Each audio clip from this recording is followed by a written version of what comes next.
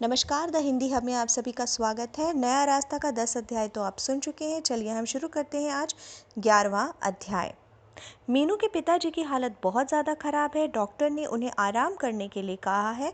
घर के सभी सदस्य उनके पिताजी की देखभाल कर रहे हैं, लेकिन माँ को बहुत डर लग रहा है ये सोचकर कि यदि पिताजी को कुछ हो गया तो दोनों बेटियों की शादी कैसे हो पाएगी।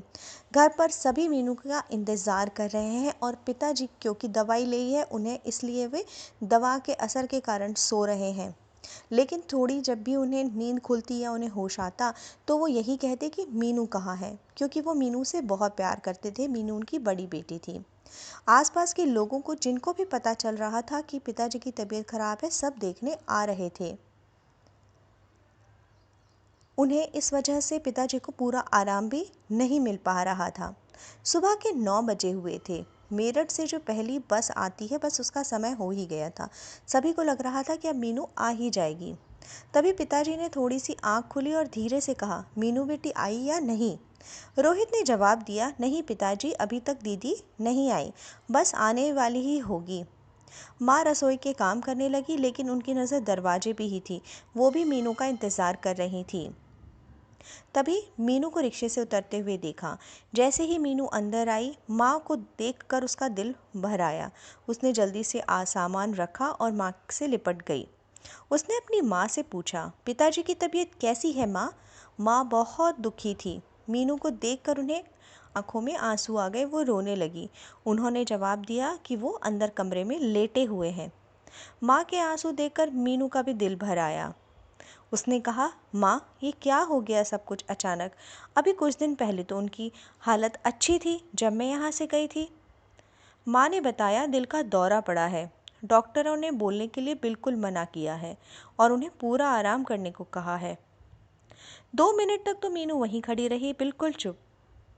फिर माँ से बोली, माँ कहाँ लेटे हैं पिताजी? हाँ बेटी, तुझे तो बीमारी की हालत में बहुत याद करते हैं। सामने वाले कमरे में लेटे हैं, जाकर मिल ले। मीनू ने कमरे में प्रवेश किया। पिताजी की आंखें तब बंद थी। शायद वो सो गए थे, क्योंकि दवाइयों के कारण उन्हें नींद आ जाती थी। बस कभी कभी ही आंखें खोलते थे। मीनू ने जब देखा कि पिताजी की आंखें बंद हैं तो उसने सोचा कि अभी पापा को जगाना ठीक नहीं होगा और वो बाहर जाने लगी। तभी पास बैठे रोहित ने कहा, दीदी आप थोड़ी देर के लिए यहाँ बैठ जाइए, मैं अभी आता हूँ। मीनू को पापा के पास बिठाकर रोहित बाहर चला गया। मीनू चुपचाप बैठी समाचार पत्र यानी कि न्यूज़पेपर पढ़ रही थी। फिर भी उसकी एक नज़र पिताजी की ओर थी तो दूसरी नज़र समाचार पत्र पर। उसे इंतज़ार था कि कब पापा जागेंगे और वो कब उनसे मिल पाएगी। दयाराम जी ने हल्के से अपनी गर्दन हिलाई। मीनू को आभास हुआ कि शायद पापा जाग गए हैं। मीनू अपनी कुर्सी से उठी और उनकी ओर बढ़ी। तब तक वे आंखें खोल चुके थे। मीनू को पास देखकर उनके चेहरे पर खुशी के भाव आ गए और वो धीरे से बोले, मीनू बेटी तू कब आई? अभी कुछ देर पहले ही आई हूँ पापा, आपकी तबीयत कैसी है? मीनू ने जवाब दिया, ऐसी ही है। बस इतना ही कहकर उन्होंने आंखें बंद कर ली। ऐसा लगा मानो इतना ही कहने में वो थक गए हों। मीनू को बहुत दुख हुआ।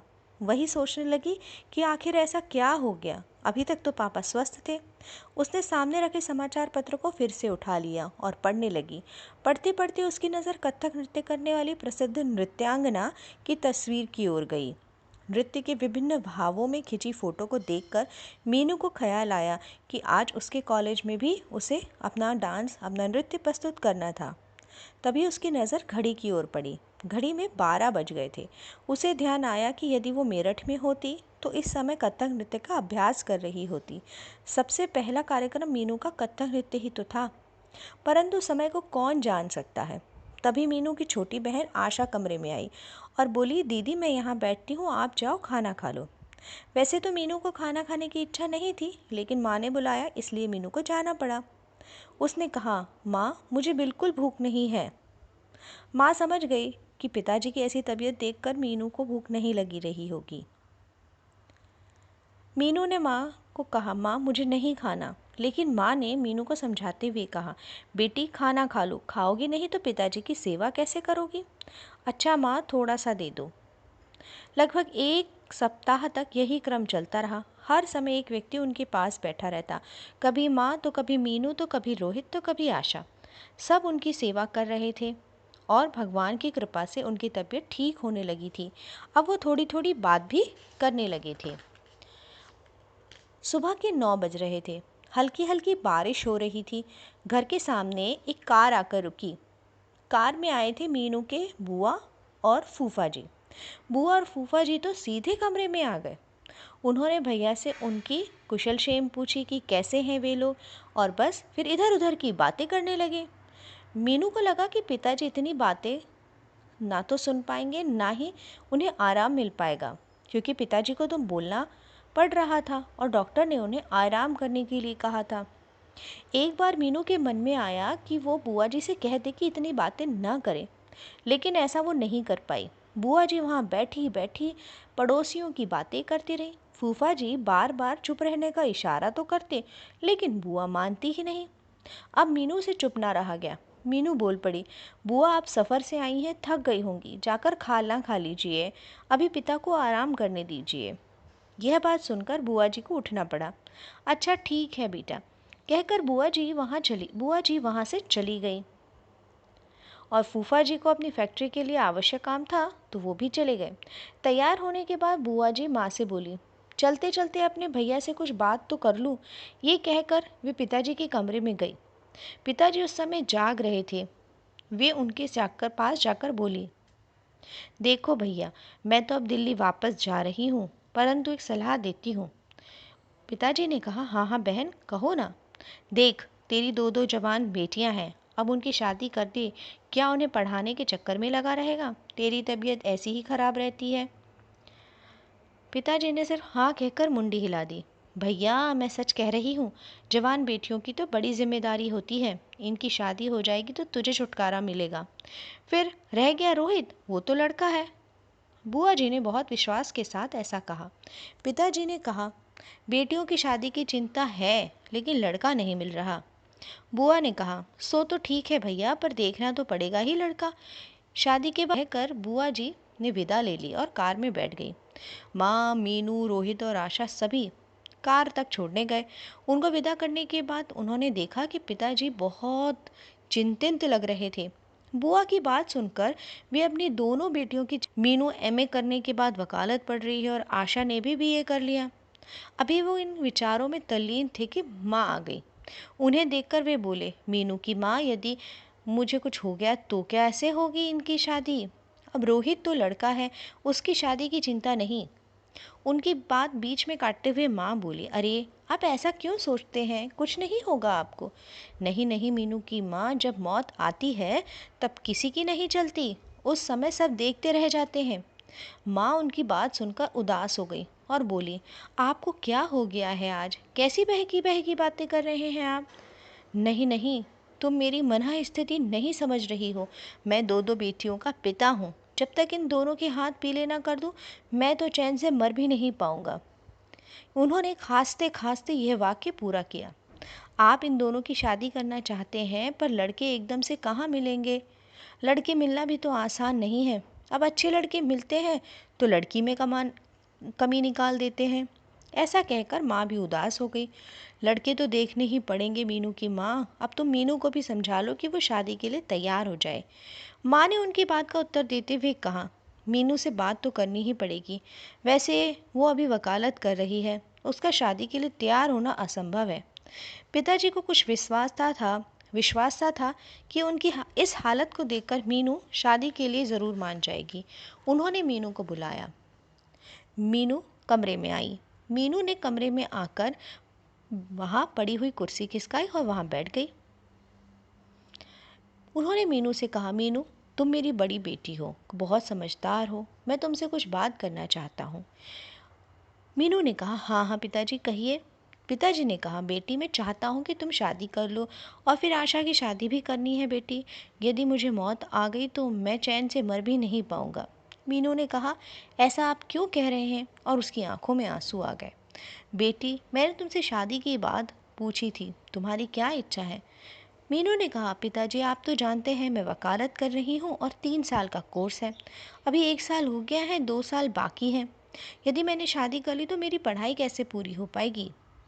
मीनू की माँ ने कहा, पढ़ाई तो शादी के बाद भी हो सकती है।